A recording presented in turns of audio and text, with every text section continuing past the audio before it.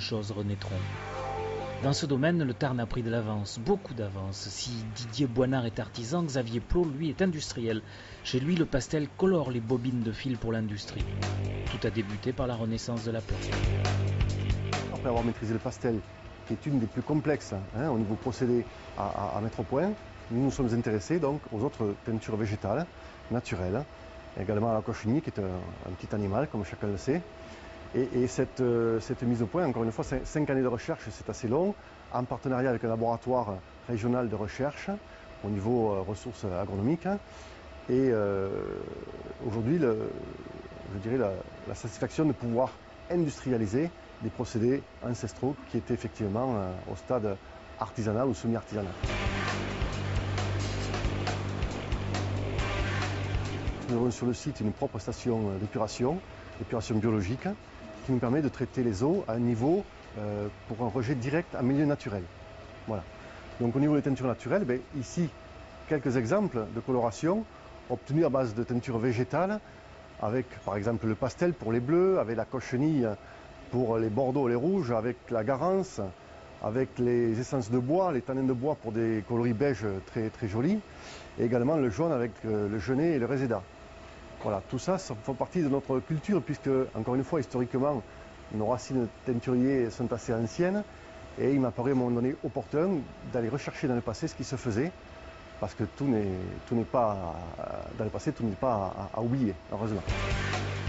Le passé, pour Xavier Plot, ce sont 7 générations de travailleurs du textile et dans cette vallée, où demeurent les vestiges d'un passé industriel florissant, il a fallu être pertinent pour durer. La structure actuelle a été créée en 2007. Ces différentes façons de s'intégrer dans la chaîne de fabrication textile créent un site quasi unique en France d'opportunités de traitement de la couleur sous forme de fibres, de fils, de tissus et d'articles fins.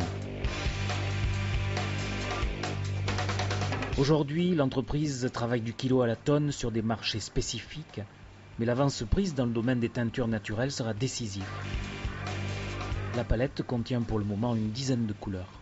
Toutes ne sont pas illustrées, mais néanmoins déjà nous avons des tons de rouge, des tons d'orangé, des tons de bleu, des tons de jaune, des tons de vert, des tons de bordeaux, de mauve.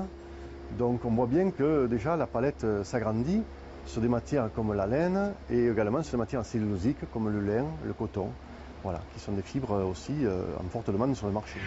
Ici, on a anticipé le changement radical qui se profile dans l'industrie et ailleurs. La maîtrise des colorations naturelles ouvre des perspectives pour un territoire où les cheminées ne fument plus depuis trop longtemps et où les vieux ouvriers comme Joseph forment l'équipe du musée de la Bastide Rouerou.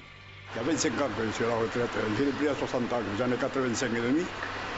Alors, il y a un moment que je suis à la retraite. Ici, tout fonctionne comme avant.